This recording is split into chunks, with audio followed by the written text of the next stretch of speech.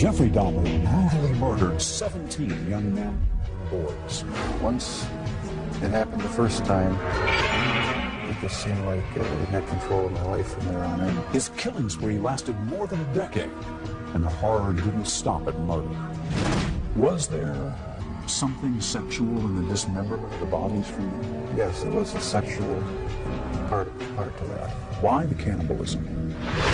How could a seemingly normal Midwestern boy grow up to commit such terrible crimes? Dahmer's parents struggled to find the answers. It's been eternal torment. Do you feel that you're being blamed? Yes, I do. Dahmer agreed to speak with us at the behest of his father, who had just written a revealing book. Is there anything in this book that you strongly disagree with? Yes. On the surface, the interview with Lionel Dahmer was matter of fact. Well, you were holding back your emotions. Yeah. But beneath his composure, unbearable pain. But they don't realize that I have very deep feelings inside. The interview with Jeffrey Dahmer's mother, Joyce, was often contentious. I don't mean to argue with you. I have no business to. I'm really scared. I interviewed Jeffrey Dahmer and his parents at length in 1994. Much of what they shared has never been heard until now. MSNBC brings you the never-before-seen confessions of a serial killer.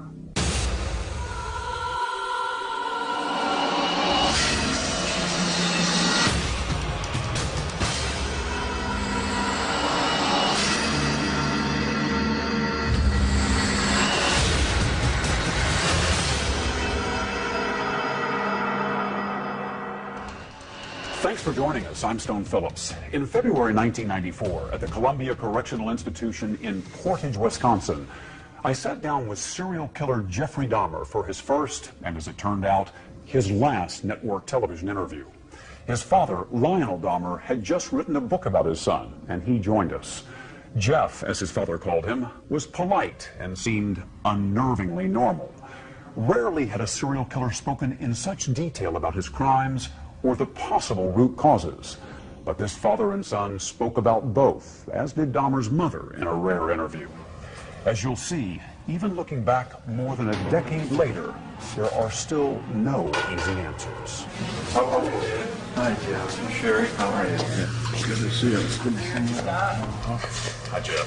This is Phillips. Hi, Mr. Phillips. How are you? Nice to see you. Spending the last few days with your folks. Right. Talking about a lot of different things. Are you lucky you came up on a day when there's no snow? It was snowing like crazy all weekend. Is that right? Yeah. How are things going here for you? Slow and steady. Nothing out of the ordinary, really. You've read the book? Yes. Yes, I read the book. My dad sent it to me about last week, and spent all night reading it. I was up all night reading. It was quite a surprise to me, some parts of it. Very interesting. In what sense? Just some of the things that were revealed caught me off guard, and just some very big surprises in it for me. What was it that caught you off guard? Some of his insights into what he thought of me as I was growing up. All set? Everybody ready? Okay, let's all take a deep breath. Your dad comes here to visit about once a month, but I get the impression that the two of you don't talk a lot about everything that happened, about the crimes in particular. No, we don't discuss that because it's been gone over so thoroughly in the papers and the media that there's just really no point in going into any in-depth talks about it. We talk about our family, home, how things used to be, what prison life is like here now, and try to keep things as light and upbeat as possible. Is it hard for you to go back and talk about those things? No, not the good things. In fact, it gives me a sense of comfort to talk about the few good times there were in the past. You say the few good times. Do you think of your childhood as having been profoundly unhappy? No, not profoundly. My childhood wasn't filled with any great tragedies or anything. There were good times and there were bad times. I think it was fairly normal. Jeff, do you remember your earliest experience and earliest interest, fascination with the inside of animals? Where that came from? In ninth grade, in biology class, we had the usual dissection of fetal pigs. I took the remains of that home and kept the skeleton of it. And I just started branching out. Dogs, cats. I suppose it could have turned into a normal hobby like taxidermy, but it didn't. It veered off into this. Why, I don't know. All I know is that I wanted to see what the insides of these animals looked like. Was there some pleasure in the cutting open of the animal? Yes, there was. No sexual pleasure, but just it's hard to describe. Sense of power, sense of control? I suppose that's a good way of putting it, yeah. I can sort of see a fascination for, wanting to see or for looking at the insides of animals, say for the first time. After you did it one time, what more is to be gained by looking at another dog's inside, the second or the third? I don't know, it became a compulsion, and it switched from animals to humans. I still don't understand it. I don't know why. What would you do with the dead animals, Jeff? You would pick the carcasses up from the road and take them back into the woods. Take them back in the woods, skin them sometimes, slit them all the way open, look at the organs, feel them. There was a sort of general excitement for me. I don't know why. It was exciting to see. One of your dad's biggest questions is when you began to slip away, when you crossed over into this world of obsession or dark fantasy from which you just couldn't return. Can you pinpoint that? Is there a sense for when that really began to happen with you, Jeff? I think it was around age 14 or 15. Started having obsessive thoughts of violence intermingled with sex. And it just got worse and worse. I didn't know how to tell anyone about it, so I didn't. I just kept it all inside. Do you have any sense for where that was coming from? No. No, I've talked with a few psychologists about it. They have their theories, but they don't have any concrete answers either. Do you have a theory? No, not really. I don't know where it came from. I probably will never know. But I never dreamed that it would become a reality. Coming up, more pointed questions for a serial killer. Why the cannibalism?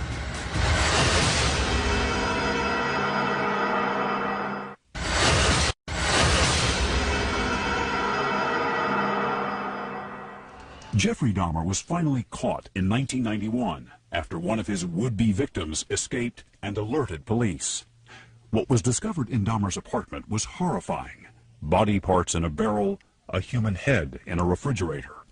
When he confessed, the gruesome details were almost impossible to comprehend.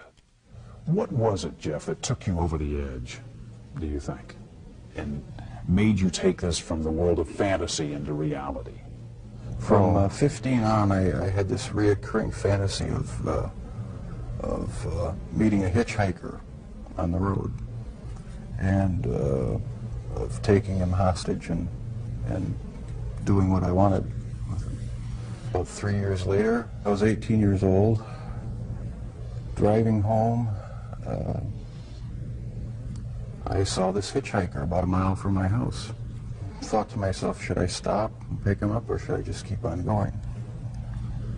I wish I just kept on going, but I didn't. I turned around, picked him up, And that's when the nightmare became a reality. It just seemed so bizarre to me that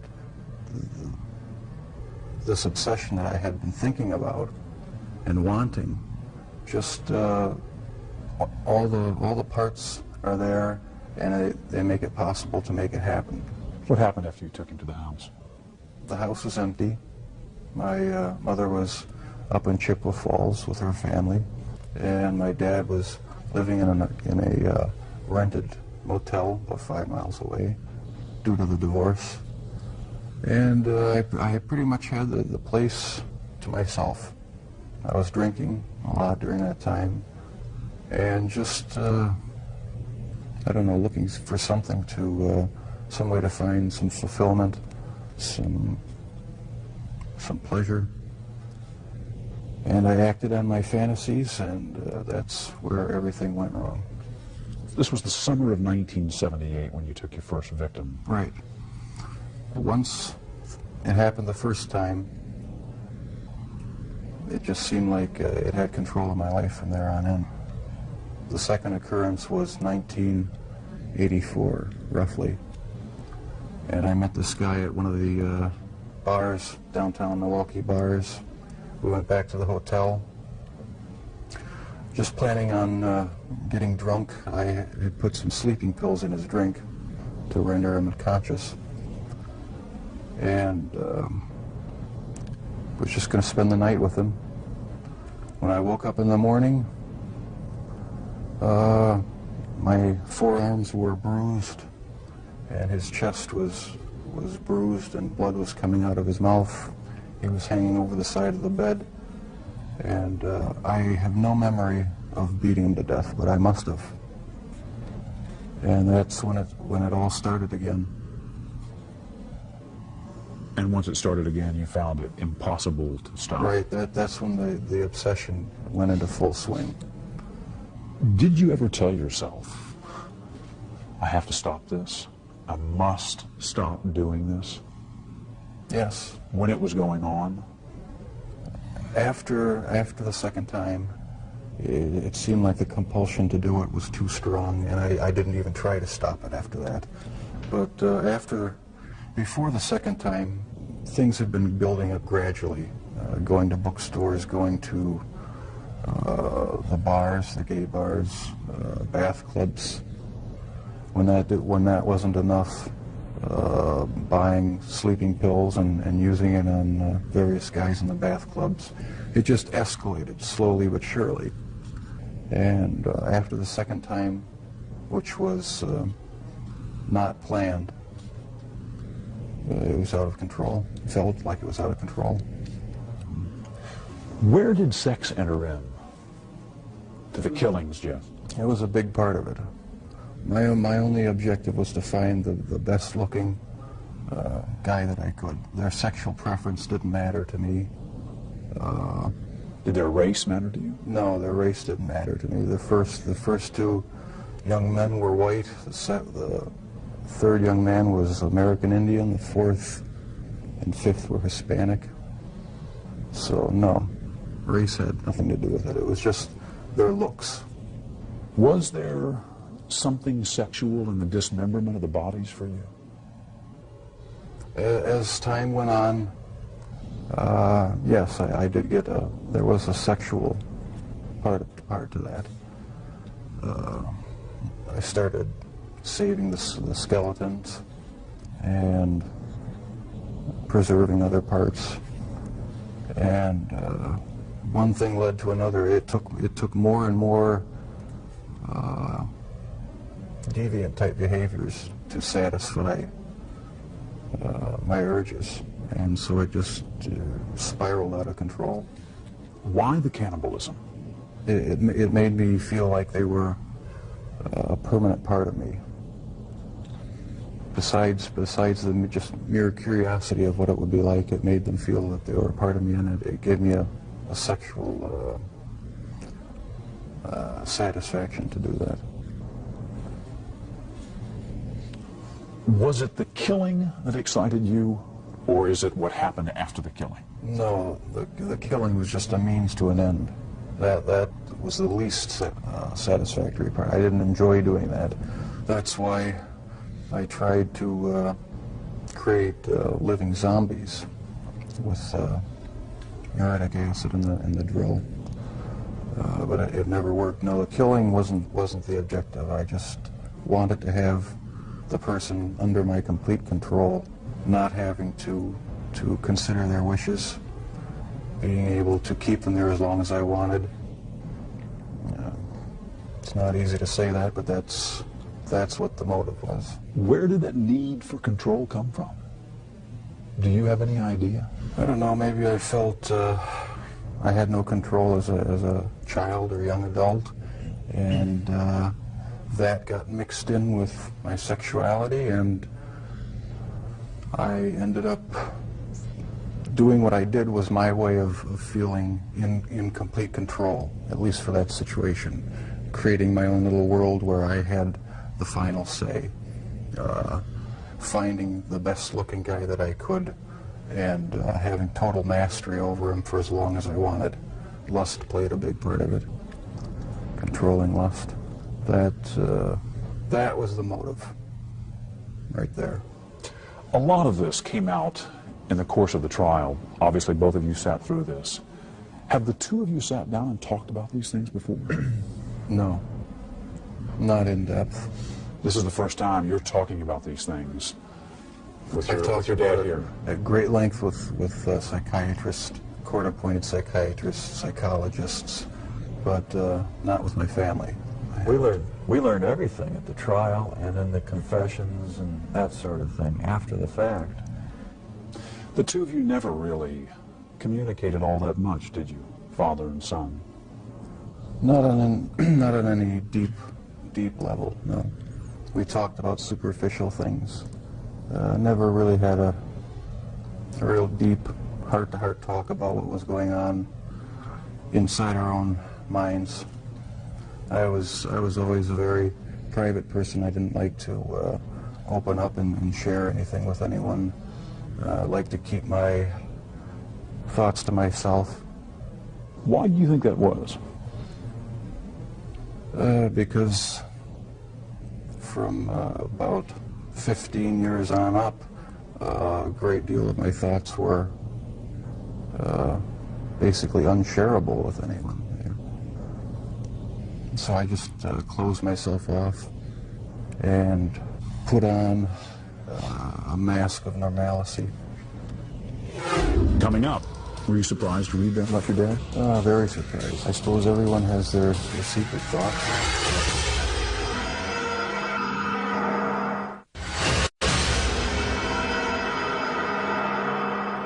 When I interviewed Jeffrey Dahmer in 1994, his father Lionel had just written a book as part of his own painful journey to try and understand how his son became a serial killer. Despite regular visits to the prison, father and son had never spoken about many of the topics covered in the book until our interview. You've read the book. Right. He called it a father's story. Pretty simple title. Right. Not a simple story, though. No, not a simple story. Not one that was easy for me to read. But I'm glad he wrote it. Did it hurt? Was it painful to read? Yes, it was painful. Some parts of it were, for me, were even fun to read. There were good parts. It wasn't all negative. Was it emotional for you reading the book? Yes, it was. Tell me, what kind of feelings did you have reading it? Deep regret, sorrow. I guess those were the two main emotions. Is there anything in this book that you strongly disagree with? Yes, I disagree with the description of me as being so incredibly shy and introverted, because maybe that's the way my dad saw me, because there was so much tension in the home that I really didn't feel like being up and happy a lot of the times. But with my friends in school, I had a good time. We had good, good social life, and so I wasn't so extremely reclusive and self-centered as it portrays me. Does it surprise you to hear Jeff say that he doesn't think of himself and never did as innately shy? It did surprise me. Maybe my perception was accentuated to the extreme. But you do recall at age 6 that you became more aware of tensions in the home. Oh yeah, that's the time I really remember noticing that things weren't quite right. So it wasn't so much innate shyness as it was wanting to withdraw from tension and arguments and problems in the house. That's how I saw it, yeah. I sort of lived in my own little fantasy world when things got too heated in the household. And I carried that over for years, I guess. And was there violence in that fantasy world? No, Early on? Not that, not the type that showed itself later, no. It was just my own little world where I had control. Was anger a part of it for you, Jeff? I had some anger. Probably every kid has some anger, about their childhood. It really wasn't a terrible childhood, though. There were a lot of good times. It wasn't a really terrible time. So pat theories about you as a serial killer striking out to get back at your dad, for instance, don't ring true to you. No, that has no truth in it. The only motive that there ever was to completely control a person that I found physically attractive, and keep them with me as long as possible, even if it meant just keeping a part of them. Did you know before you read this book that your dad had his own obsessions and fantasies, that he had thought about, that he had dreamed of committing murder, that he had an obsession with fire and with explosives? No, I don't think that's the type of thing one asks one's dad. Were you surprised to read that about your dad? Very surprised. Yeah. I didn't know what to think about it. I suppose everyone has their secret thoughts, and so it was somewhat of a shock. You feel grateful that your father wrote this book? Or do you feel put off by it? I mean, I'm just curious about your overall reaction to it. Do you feel is the book an invasion, do you think? Or is it... No, I feel nothing but pride for him for writing the book and having the courage to bare his soul when he didn't have to. He didn't have to get involved with trying to, help me out and support me and be an emotional support for me. And I'll be grateful to him forever for it. Coming up, a serial killer's take on the meaning of life. I always believe the lie that evolution is truth. The whole theory cheapens life.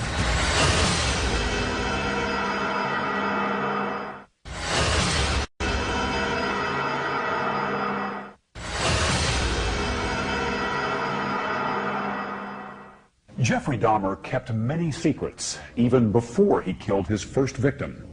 While it's not unusual for teenagers to keep some things from their parents, Dahmer's father was tormented by the idea that perhaps he had missed a key sign of what was to come and the chance to stop him.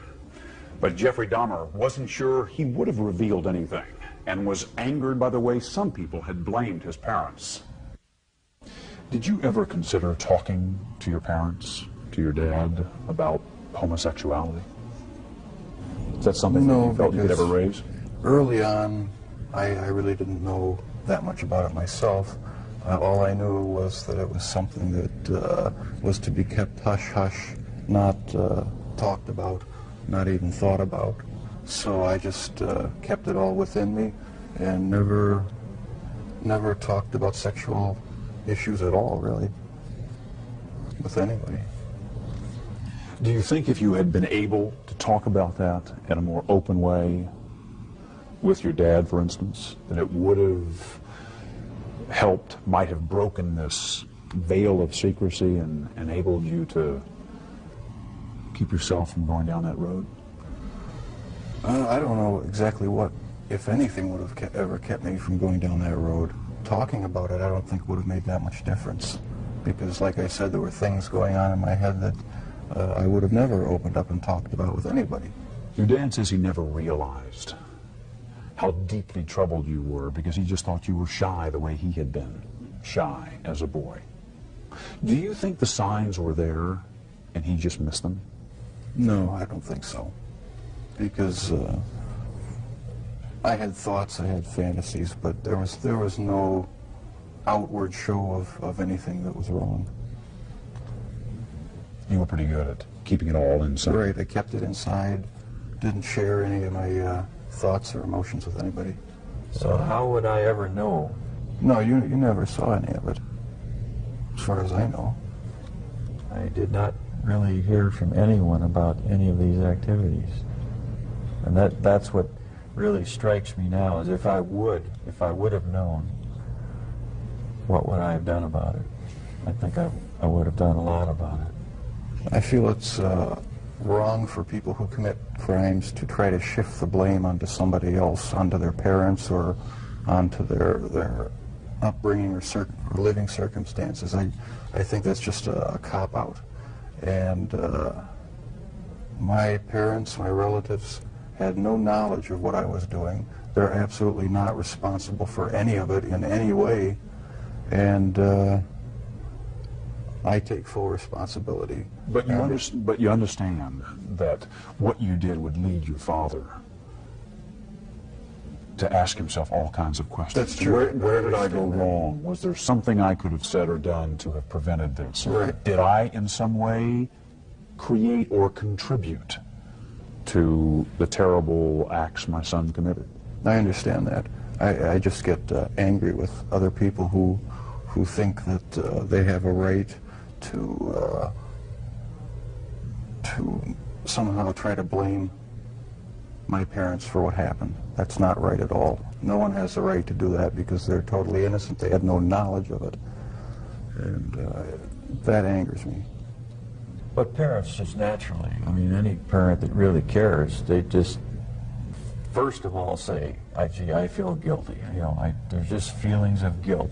What happened? What did I do? What could I have done? So that's a normal parental reaction. Your dad has wondered about all kinds of things, from the medication that your mom was on during her pregnancy, to the fact that you were exposed to violent arguments in the home from an early age and continuing, to the possibility that he might have passed on some genetic propensity for obsession or violent behavior. Does any of that ring true to you? I can see why he'd wonder about those things, but as far as I'm concerned, they're all excuses. Because I didn't feel accountable to anybody. I didn't feel that I had to face what I had done ever. And so there comes a point where a person has to be accountable for what he's done. Can't go around making excuses, blaming other people or other things. So I alone am the one who's responsible for what's happened. Let me ask, when did you first feel that everyone is accountable for their actions? Well, thanks to you for sending that creation science material, because I always believe the lie that evolution is truth, the theory of evolution is truth, that we all just came from the slime, and when we died, you know, that was it. There was nothing. So the whole theory cheapens life, and started reading books about that show how evolution is just a complete lie. There's no basis in science to uphold it, and I've since come to believe that the Lord Jesus Christ is the true creator of the heavens and the earth. It just didn't just happen, and I've accepted him as my Lord and Savior. And I believe that I, as well as everyone else, will be accountable to him. Growing up, did you feel that you were accountable to your dad or to your mom as the authority Yes, I figure did. in the house? Yes, I did. I mean, they didn't let me run wild. They disciplined me, and so I felt accountable to them. But afterwards, after I left the home, that's when I started wanting to sort of create my own little world where I could be the one who had the complete control, where I didn't have to bow to anyone else's demands. And I just took it way too far. Lionel? At that period of time, I had drifted away from a belief in a supreme being. And I never, as a result, passed along the feeling that we are all accountable. In the end, he owns us. And that basic concept is very fundamental to all of us. You feel that the absence, at least for a while, of a strong religious faith and belief For some years. may have prevented you from instilling some of that in Jeff. That's right. Is that how you feel? Yes, I think I had a big part to do with it. I mean, if a person doesn't think that there is a God to be accountable to, then what's the point of trying to modify your behavior to keep it within acceptable ranges? That's how I thought anyway. And I've since come to believe that the Lord Jesus Christ is truly God, the Father, the Son, and the Holy Spirit. They're the only true God. Coming up, a mother's pain.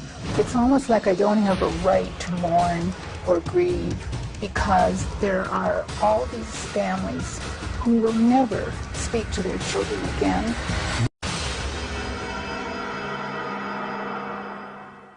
In 1994, Jeffrey Dahmer's mother lived 2,000 miles away from her son in a different state with a different last name. But Joyce Flint still felt deeply connected to her eldest child and was grieving for her own loss.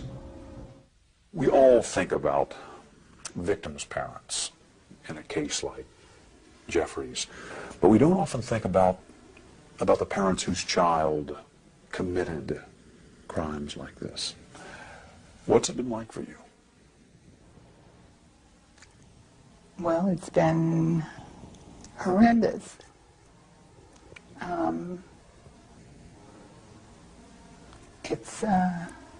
I don't know if I have words to explain something that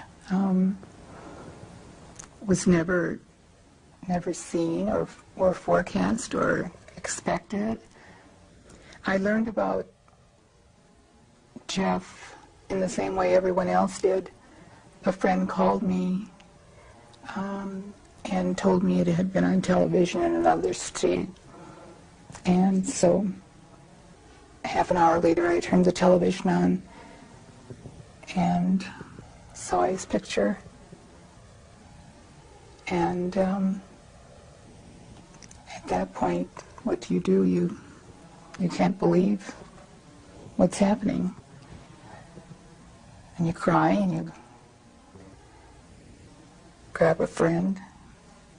And that's what I did. What was most unusual about it was that I didn't know, I hadn't been in contact with Jeff, although I tried, and yet no one had ever let me know that Jeff had been in any kind of trouble at all during the years.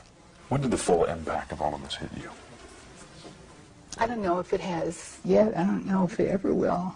I mean, I don't know if I'll ever be able to. How does anyone? The full impact. It's the rest of our lives. I have another son, a younger son, for the rest of his life. He will have to find a way to be strong and deal with this. Has this followed him? Yes, it has. But he's doing very well. He's finished an graduate degree and is working and very successful and visits his brother. It's a very difficult thing to say. Stone, one of the hardest things for me to say is how much I can't believe this happened, and how much I love Jeff, when I'm very much aware that it's almost like I don't have a right to mourn or grieve, because there are all these families who will never, ever speak to their children again. It's a very strange set of circumstances. I still have my son Jeff now to talk to, and we've established a wonderful relationship, and I hope I don't hurt all of the people who've lost their children by saying that. What was he like as a young boy before school? Wonderful. I thought he was wonderful. He was fun. We did all the normal things that people do.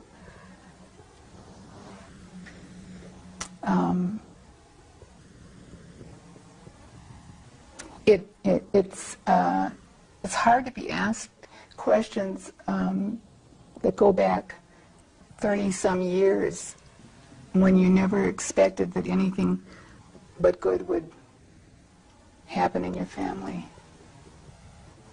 Were there ever any early signs of trouble with Jeff? If there, Looking back on it today, were there? no. What would you look for? If I'd seen something that had been a clue of any kind, I'd like to think that I would have done something about it immediately. No, there wasn't anything unusual about Jeff. He was a normal young boy. Jeff's first grade teacher referred to him as inordinately shy and profoundly unhappy.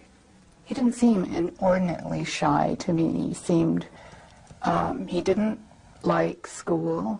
He had a very difficult year that year, first grade, moving from where he lived. I was pregnant with his baby brother, so... Did he seem profoundly unhappy? No. Well, no. When you say profoundly unhappy, there wasn't any clue that there was anything other than this was a little, rather shy child who had to go to school and mingle and be sociable, and that wasn't his thing. Coming up, more with Jeffrey Dahmer's mother. Telling you the truth the very best I can, there wasn't anything unusual. But first, his father looks deep within to see if he is somehow responsible for his son's crimes. The question is, why does a father murder in his dreams and a son murder in real life? Real life.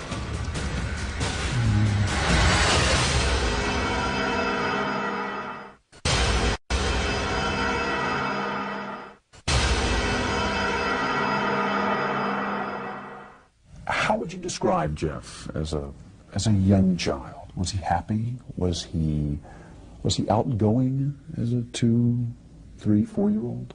He was quite outgoing up until maybe age 3, 3.5, 4, somewhere in there. He developed a double hernia. It was pretty traumatic for him physically, wasn't it? I think, if this whole thing is conjecture at this point. It might have been, along with other incidents in his lives, might have been one of the trigger points. I mean, the old Freudian castration complex might come to bear here, and I guess psychoanalysts would really have a heyday with this, because he was concerned about losing his penis. He asked his mother if he had lost it, if it had been cut off. Now, there may be something he later did to his, or at least some of his victims. That's true, yes. One thing that many serial killers have in common is a history of sexual abuse. Was Jeff sexually abused at any time? No, never. Was not abused by anyone in the home? No. Sexually? No. Can you even begin to describe what it's been like for you as the parent of someone who has committed crimes of this nature? Well, it's been eternal torment. In the privacy of my own room.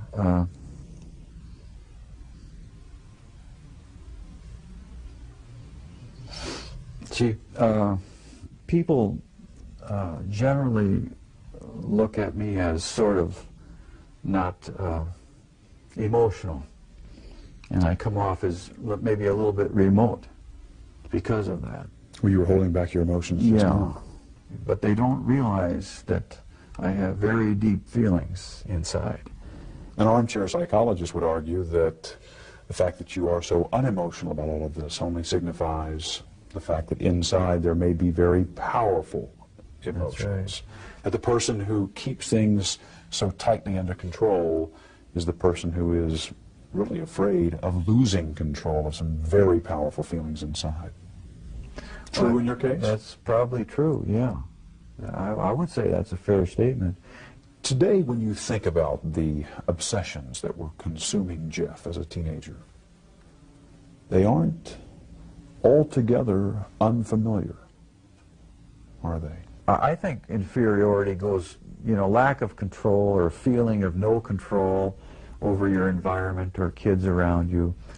I think inferiority sort of goes along with shyness. Jeff was shy, I was shy. Then comes the thought of control. You just don't have the control of your environment. And my early infatuation or obsession was with fire. Just about burned down my neighbor's garage one time. Just starting a little fire. When you were a teenager, you had dreams of committing murder yourself. Yeah, let me clarify that. Please. I was shy and, felt lack of control and so forth, and I was bullied. Okay, there were a lot of bullies in our neighborhood. And almost always after I was either physically or in some other way harassed by bullies, I would wake up, say, the next morning or the morning after that, shortly after that, and I would for just say about 30 seconds or so, have this feeling that I had hurt someone, that I had maybe hurt them badly, that I had killed them. But it was a vague sort of a feeling, and it happened just every so often, and after attacks by neighborhood kids. The question is, why does a father murder in his dreams and a son murder in real life? Real life. Yeah. In mentioning these things and writing about them in your book, you seem to believe that you may have passed on some kind of genetic propensity for obsession or destructive behavior. That might be one factor in this puzzle of why your son did what he did. It's something to be considered, in the broad spectrum of possibilities. The problem with just calling it genetic predisposition or genetic predestinarianism is that it's not really scientific. It's not true with respect to personality. But it's being investigated. What led him to cross the line, to go over the edge? I don't know, but I guess I would just conjecture that whatever it was, it probably goes back further to whatever got hooked into his sexuality. I do believe strongly that those hormones are the most powerful thing on earth almost, and I do believe that theory. A sexual drive. It was the sexual drive that led him to murder and dismember. That's my personal belief, and however it got bizarrely hooked into entrails, is beyond me, but I believe that if it could be unearthed as to how that happened, or what that derivation was, then we'd have the answer. Coming up, the Dahmer's volatile marriage and its effects examined. It was unnerving, depressing, maybe angry sometimes.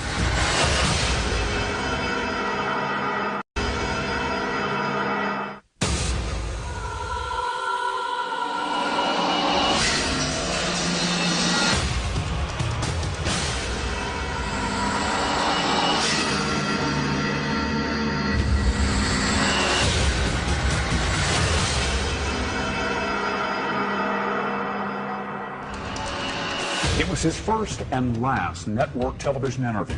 Serial killer Jeffrey Dahmer talking about his horrific crimes and trying to figure out for himself why he had such a compulsion to kill. Much had been made of the home environment in which he grew up and the marital strife to which he was exposed throughout his childhood. Could he have been so affected it would later drive him to commit unspeakable crimes? Dahmer had strong feelings about that.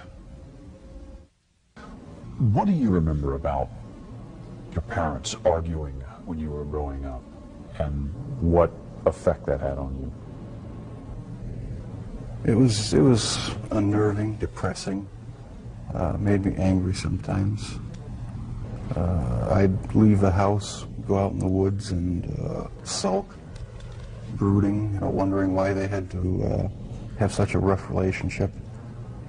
Most of the time they didn't seem to get along too well together.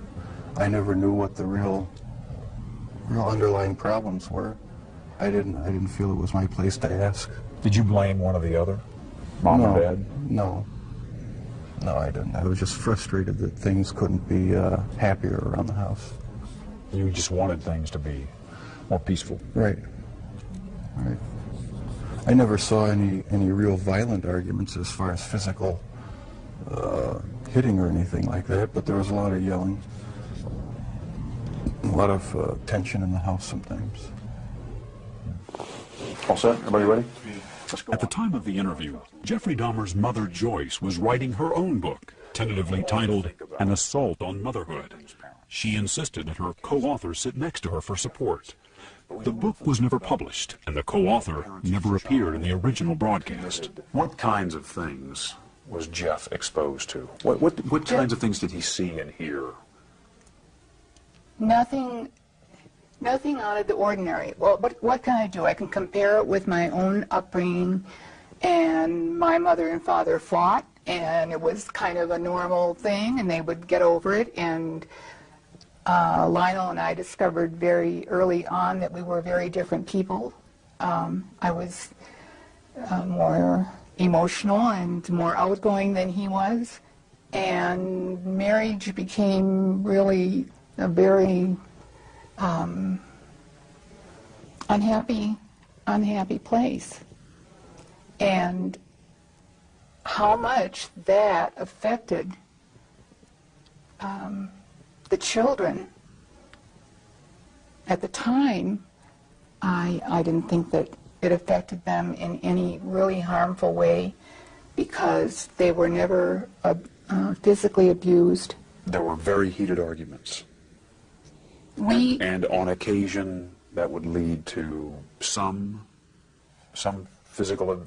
Excuse me, Stone.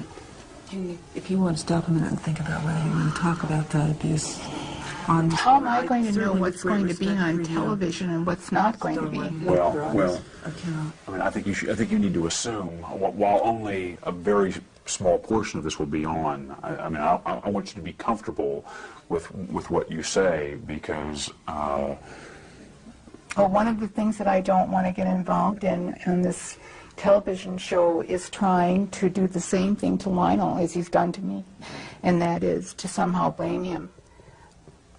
So I'm not asking. I really don't want to get to whose fault. No, we're rolling. But I'm just saying, I don't want to get. I am really not concerned with fault and whether it was you or whether it was Lionel. What I'm trying to understand is what was going on between you for whatever reason. I'm sure both of you brought something to the table on that. That's usually the case in a marriage situation. My question is, what kinds of things, what do you recall about the kinds of things that were happening between you that Jeff may have been exposed to, and to the extent that there is some question about the kind of emotional turmoil that might have caused him? Stone, I have to tell you, I've thought of that over and over again, and there's nothing about the kind of arguments, the kinds of fights we might have had, the disagreements over how to bring up children, there was nothing unusual about that. And Jeff is not the result of what is going on in every home in America. He's not the result of that. So you're saying it wasn't a perfect marriage, you're saying, but it was nothing so extraordinary that it could explain no, why he went on to do what he did. Absolutely not. Telling you the truth the very best I can, there wasn't anything unusual. It was pretty intense, the arguments between the two of you. Yes. A lot of the arguments were very intense, and I couldn't see any way but to just leave the room or leave the house, or just, there was no compromise. How much of this violence in the home was Jeff exposed to? There were times when he heard the shouting and her physical agitated motions. He observed them, and he went outside and just left the house. And I learned later, I didn't know at the time, I didn't hear him do this, but I learned later that he was slapping the trees with branches and sticks, and I guess apparently out of frustration. So apparently Jeff was very disturbed over the arguments. I have no doubt that he was very disturbed. There are thousands, literally thousands of children who grow up exposed to these kinds of problems. And worse. And worse. And yet they don't go on to do the kinds of things that Jeff did. In and of themselves, they're not I guess we would say, not the only factors.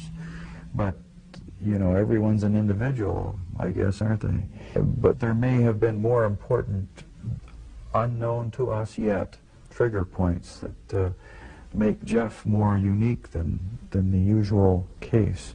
When you think back on those times, the arguments and the possible effect it may have had on the kids, it makes cause you anguish? It makes me sick that we didn't have a more Ozzie and Harriet type family.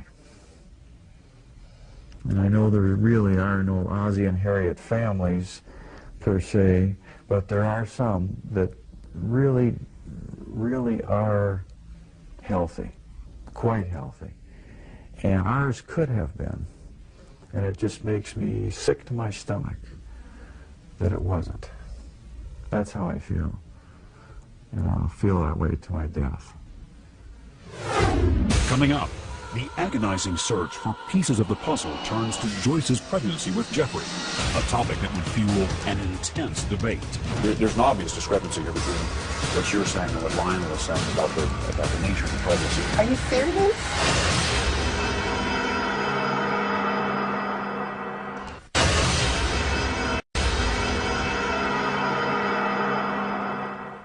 By all outward appearances, Jeffrey Dahmer seemed like a normal boy growing up. So how did he become a serial killer? The search for the root causes went all the way back to his mother's pregnancy. Both of Dahmer's parents said it had not been an easy time, but during separate interviews with each of them, that was about all they agreed on. At times, her legs would lock tightly in place, and her whole body would grow rigid and begin to tremble. During these strange seizures, her eyes would bulge like a frightened animal, and she would begin to salivate, literally frothing at the mouth. We'd have to call the doctor, who in those days they still made house calls, and he came immediately, and it always ended up that he gave her a shot of some type of relaxant. What kind of drugs was she on? There were a mixture of things. He would have to come and inject Seconal or morphine if, in some instances, when her body would not relax. The doctor? Yeah, the doctor. Morphine, barbiturates? Yeah. Mm-hmm. Relaxants. Phenobarbital? Yes. She was on a pretty heavy drug she was regimen. on quite a heavy diet of prescription drugs, right. What do you remember about the pregnancy? I had what I thought were probably the ordinary kinds of things that happen when you're pregnant, and Morning sickness, morning sickness, a lot of nausea. yes.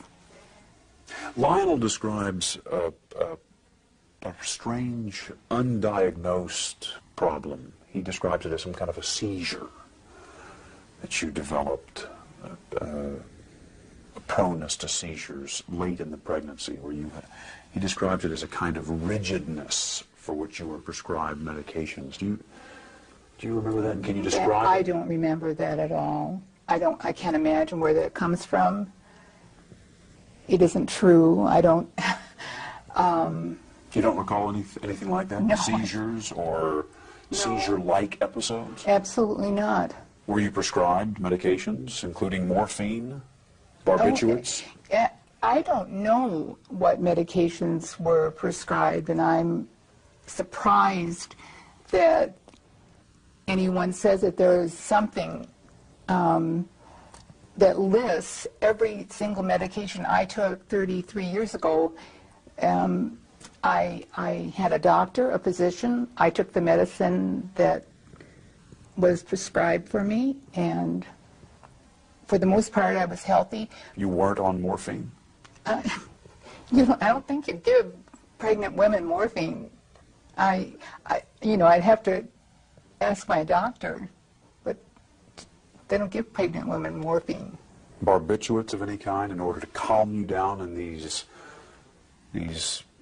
seizure states, as Lionel describes them? There were no seizure states. Where's I it don't know where coming that's from? coming from. Well, Stone, I don't know. And it's one of the reasons why I'm finally speaking out, because there were no seizures. There was nothing that was out of the ordinary as far as my pregnancy was concerned, except that I needed to be in bed. There's an obvious discrepancy here between what you're saying and what Lionel is saying about the nature of the pregnancy. It was difficult, you both agree, but he describes you in these states where you were, as he says, literally frothing at the mouth. Are you serious? In these rigid states, yeah, for which you were given medication to settle or calm you down. Well, I don't know what his purpose is in doing that. I do know that when this first happened, the very first thing that the husband that I divorced did was come out with these accusations against me. They're not true, but I don't know how I can prove it to you that they're not true. Is it possible you just don't remember them? No, it's not possible. I don't remember them. It was my first pregnancy. I remember everything about my first pregnancy. There's an important point you want to talk about that you really want to make, and it is the reason why you've come on. So let's talk about that. Thank you. I appreciate that very much, Stone, because I'm really feeling like the questions that I've been asked so far are exactly the reason why I wanted to come on, exactly the reason why I want to write a book tentatively titled An Assault on Motherhood, and that's exactly how I feel, like I'm being assaulted by statements that can't be substantiated, that people have said are not so, but here I am one more time having to defend myself. I want to get across that we as women just can't take this kind of thing anymore. If something bad happens to our son or our child, there has to be a place for us to go. I want a place for all the victims, to have a place where there's some compassion and understanding instead of a blaming. Coming up, Joyce talks about the pain of feeling blamed for her son's crimes and disputes more of her ex-husband's recollections. Excuse me for interrupting you, but I never heard anything like that ever happened.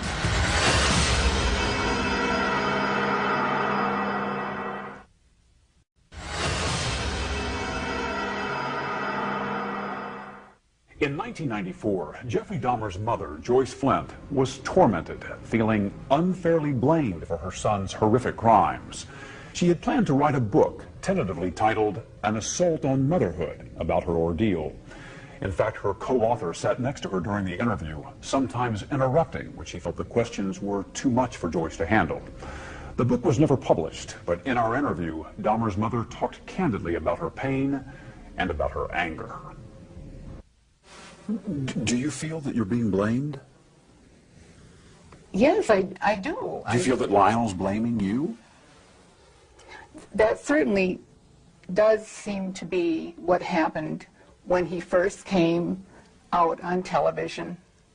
And there are elements of Lionel's new book which do seem to say things about the pregnancy, about reluctance to breastfeed after the pregnancy, about Joyce's state during early motherhood, which seem to indicate something was wrong with the mothering. Now, this isn't the theme of the book, but it corresponds to the theme of so many questions from the media that have come along all along the way. And I'm not saying you're asking these now. But at the same time, Lionel asks a lot of questions about himself, about what kind of father he was, about his own thoughts and maybe his own mistakes. I mean, one of the first places he looks is right in the mirror. But if he wants to speak about himself, it's fine if he wants to make false or accurate accusations about his own behavior. But to state things about Joyce, which may or may not be true, and in some cases apparently are not true, in his book, is a certain type of blaming, somebody who has not yet had the opportunity to speak up. You've read his book? Yes. Joyce, you have not read it? No, I haven't. Joyce has not read it yet. Joyce has been not well, and reading that book, which just came out, hasn't been something she was ready for. The excerpts that I have seen in the newspaper are so astounding to me. He told everyone that I was crazy, that I had abused my body with medicines, that I somehow was to blame. There's no doubt about that. Now he turns around and, for whatever his reasons are, I don't know what he's trying to accomplish with talking about something he should have shared with me before he ever married me. If he's got some thought that had anything to do with Jeff. You mean his mental state, that you weren't informed? Dreaming of murder, yes, the exactly. obsession with explosives. He never talked to you about any of that. None of that. I think one of the points is it's all clear in retrospect. I mean, for instance, one of the anecdotes that he tells in the book, Joyce, is when Jeff was 4 years old and Lionel had crawled underneath a house to remove some dead animals. And he put some of the bones from the dead animals into a bucket. And Jeff, at age 4, probably innocently, went over and was playing with the bones and seemed fascinated with That these absolutely bones. astounds me. Excuse me for interrupting you, but I never heard anything like that ever happened. You see, you're doing a television show prompted by a book which was written, which apparently is one parent's story, which doesn't jive with the other parent's story at all. Which is why we're here. Right. Which is exactly why we're here. We're kind of an talking anecdote. about Now, this. As far as I know, that never happened. That sounds like the shows that people go on and talk about children mistreating animals, and can you predict who's going to do something terrible somewhere down the line in its life Jeff's condition was proven to not have anything to do with his upbringing. I don't want parents frightened to death thinking that the little things they do or the little things they miss are going to result in them having a child that is going to cause all of this pain and anguish. That isn't the way it happened. In my mind, you cannot tell how certain actions or reactions are going to be computed in a child's mind. So the first thing I thought about was he emotionally, did he come out of this life with us emotionally disturbed in some way? He didn't. I've asked him. Some people would say that someone who had committed such horrible crimes must have had something horrible happen to them. You're saying just didn't happen. You know, I wish I had an answer. It's a terrible feeling to have this unending, unknown, why did this happen? What's the purpose of this happening? The horribleness that so many people have had to go through. I wish I could come up with an answer. That would be useful. It isn't useful to speculate on what small, tiny little things did we spank our child, and that turned him into a, as they called me, a monster maker. Jeff was raised with all the love and care and concern that any child could be raised with, and what happened to him, I don't know. I wish I knew. I'd give anything to know. When you ask yourself that question, Joyce, I mean, when you're alone with yourself and you wonder why it happened, what answers do you come up with? What questions do you have about the origins of his madness, if you will?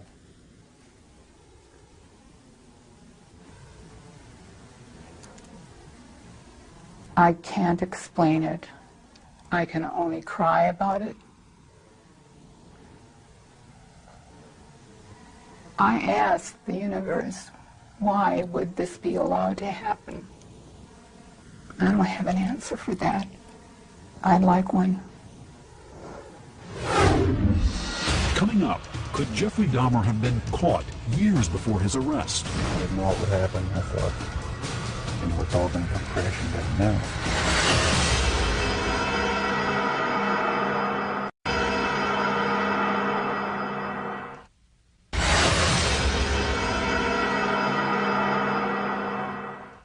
There were times during the years Jeffrey Dahmer was killing young men and boys when he came close to being caught, stopped from taking more lives. One of those crucial moments still haunted Dahmer's father, Lionel, during my 1994 interview with him. In March of 1989, you were helping him gather up his belongings, going through his room, and you came across a box. Tell me about that incident. It was about a 1-foot square box, metal and wood box, that I thought contained pornographic material. And you asked Jeff to open it? Yeah, because my mother, I didn't want her to come into contact with any of that stuff. And asked him to open it up, and he refused. He said, I'd rather not. And I said, Jeff, open it up. I just want to see what's in there. And he said, can't I have any privacy in the house at all? Just this 1 square foot of privacy. And I said, Jeff, open it up, or I'm going to just take it down into the basement and get a screwdriver or something and open it up. I'll just open it up. And he got angry, very visibly agitated, and said, if I can't have 1 square foot of privacy, then I'm just going to leave. And so he walked out of the house, and then I took the box. I took it from him. I mean, he gave it up. he walked out of the house. I'm surprised that he gave it up. But I started walking down the basement, and then he came in the back door, just as I was going down the basement steps, and he said, "I'm sorry, Dad. I lost my temper. There's just some pornographic stuff in there." He said, "Just wait. I'll open it up tomorrow morning and show you what it is. Just let me put it away now and forget about it. Let's not cause an uproar anymore today or tonight, and because of Grandma." And so, by not fathoming what could be in that box, I said, "Okay, we'll just open it up tomorrow then, and then let's get rid of it, whatever it is." And the next morning he came down from upstairs and showed me, and there was pornographic literature in there. And I said, "Okay, get rid of it now, and I don't want to, see any more of it around here." He said, "Okay, Dad." And that was the end of that incident, and I didn't realize what was in that box. What was in the box? Well, as I learned later, after the trial, it was one of the human heads, one of the victims, which he then took to his work and put in the locker. I told Jeff I can't imagine what I would do if I would have opened that box and found that, because I probably would have reacted in my typical fashion of just shock and numbness. I probably would have thought that, maybe it's an artificial, some type of, I don't know, an occult thing or just some decorative thing, something, but not human. I can imagine I would finally realize, or suspicion, what that is. And then I don't know what would happen. I think I probably would have lost it. I don't know what I would have done. I asked Jeff, what would he have done if I would have opened that up and found out what that was. And all he said was, well, that would have been the end of the line. The jig would have been up. One of the chilling stories that your dad tells is about the box he had found. Can you give me your perspective on that?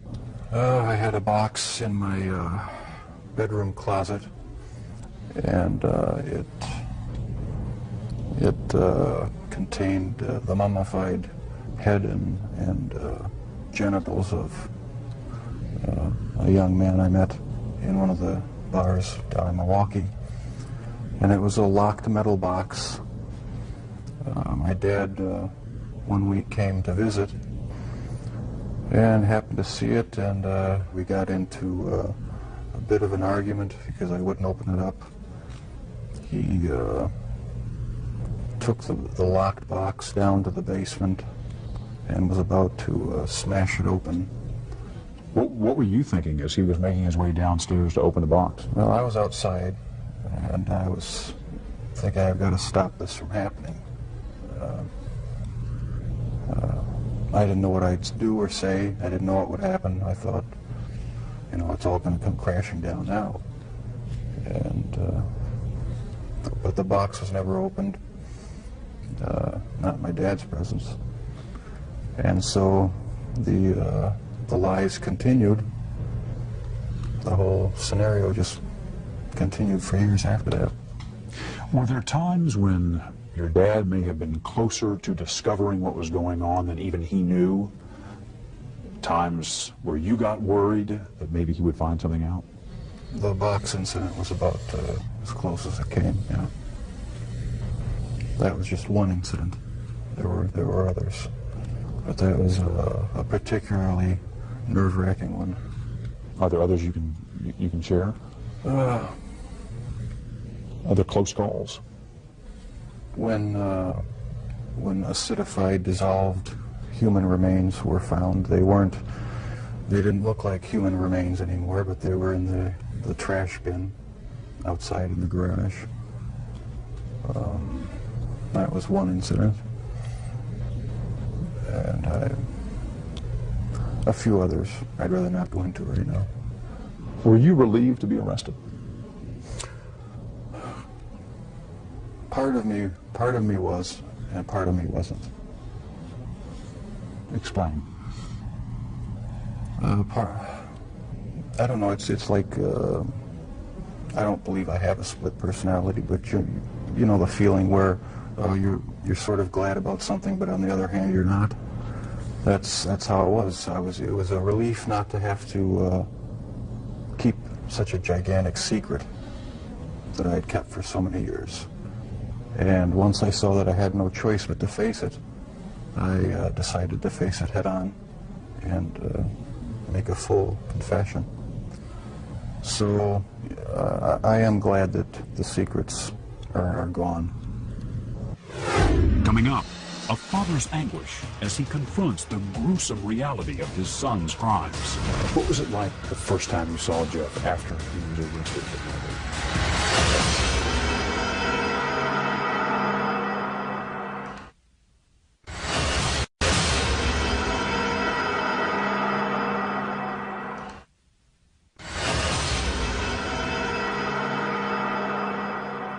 How good was Jeff at manipulating you?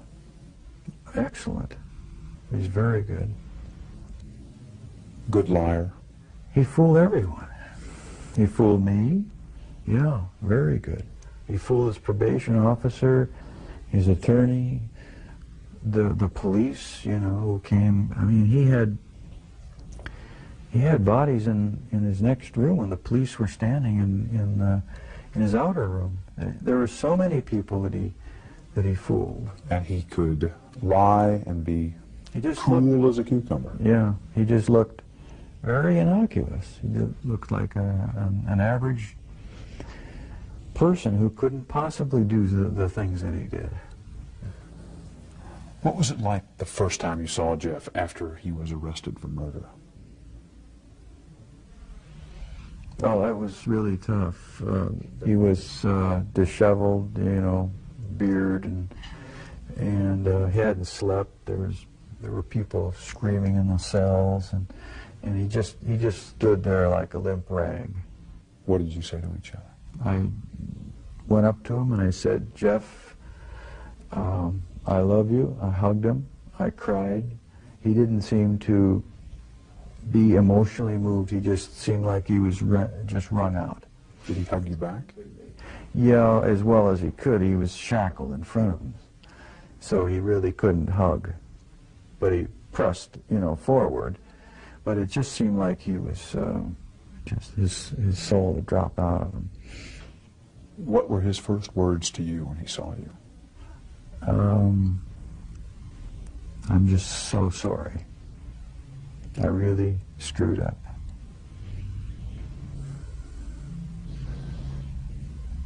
It was pretty much unemotional, emotionless response. He just said those words, and he looked extremely depressed and sad. Do you remember the feelings that went through you at that point? Yeah, I felt really those same feelings, depression, you know, extremely, shame and just what a waste. The other feelings were that I wanted to still help him in some way, and I kept telling him, reassuring that his attorney said that he would get help. And I told Jeff that you really do need help, Jeff, mental help. And we're going to try to get you into this place to get the proper help. How did you feel when you first heard about the crimes, about the nature of the crimes he'd committed? I think it was sort of a feeling as if I were just floating above myself and observing some other person. As if I were anesthetized with something that just prevented me from feeling anything deeply. It was just a total stun, a total shock. You went numb. Complete numbness. And in the moment when the pain has come through, what is it that you felt? I felt all these different emotions come over me. How am I going to face victims, families, if I go to the trial? How can I arrange something? My feelings were for Jeff too. I sort of put myself in his place. He's totally lost. I could almost feel the total disorientation and loss, feeling like maybe he would want to commit suicide. I felt very depressed and shamed. Just very, very depressed, just to the bottom of the pit. Have you ever stopped loving your son? No. No. I think that part of my continuing to want to love and support him is because I can remember him as a youth when he was innocent. What do you see when you look at Jeff's face? I guess the parent, naive parent in me still says I see an innocent, shy child, a defenseless, vulnerable child who I wish I could help now. I know there are some people who say he shouldn't have any peace. The victims' families don't have any peace. But I want to see what I can do to help Jeff have some peace in his mind, because there's still things there. Does he deserve that? And well, yeah, I think he does. Was there a time when you hated Jeff for what he did? Yeah, I think probably there was a mixture of feelings of anger and hate and disappointment and also feeling extremely sorry for what he did. Felt very sorry for victims and their families and also for Jeff. The terrible waste. Have you had a chance to sit down with Jeff and ask him why? Why did you do this? What was it?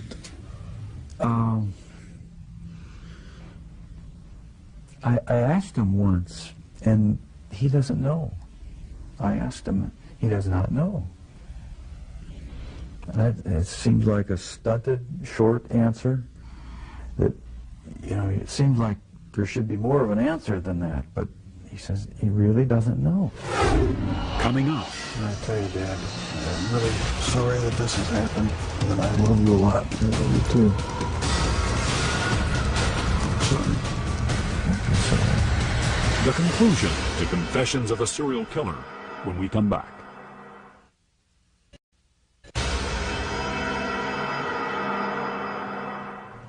Your father told me that one of the reasons he wrote this book was in order to put down on paper what he has been unable to say to you in words, kind of reaching out to you. What do you want to say to him, having read this? I tell you, Dad, I'm really sorry that this has happened, and I love you a lot. I love you too. I'm sorry. Don't be sorry. We haven't always shown it a lot, but I do love him a great deal. I love you. And without the support of my folks, I don't think I would have come through this. We've opened up with each other a lot more now since the trial and everything. There's no secrets to be hidden away. I don't feel that I have to keep any secrets from him.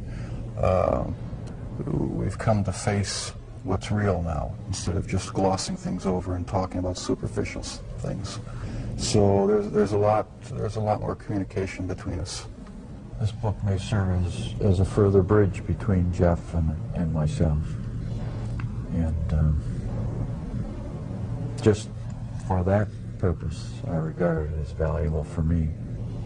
Do you feel closer to your dad having read this? I feel closer in that I understand more how he was thinking, what his thoughts were, what some of his motivations were. I'm glad he wrote it. Anything not in the book you want to say to him?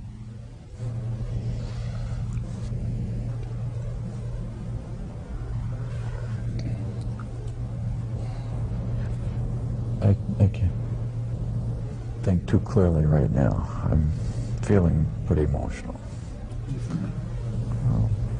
I think that a lot of things have been brought out in this interview that has brought us to a little bit deeper, just a little bit closer understanding as to how this all originated. And well, whenever I get emotional, my analytical side gets clouded, and I can't express myself quite as well as I would like. Can you talk about the feelings you have? You feeling close? I feel very close to Jeff, and it's going to continue until our death.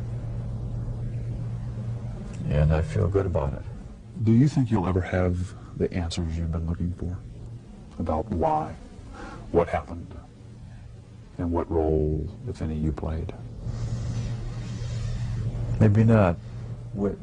My primary question is the origins of it. And if something can be learned about that, it may help other people avert problems. Is it still there, Jeff? Does it ever go away? In part, no, it never completely goes away. I'll probably have to live with it for the rest of my life. I wish it would go away. I wish there was some way to completely get rid of the compulsive thoughts, the feelings. It's not nearly so bad now that there's no avenues to actually act on it. But no, it never seems to go completely away. So the thoughts still come to you? Sometimes, yeah. Are you different, Jeff, in terms of how you think back on all of this? I would hope I'm different. I'm glad that I'm in a position now where I don't feel the compulsion to do these things. I'm glad that it's over. Any words I say to the victims' families are just going to seem trite and empty. I don't know how to express the regret, the sorrow,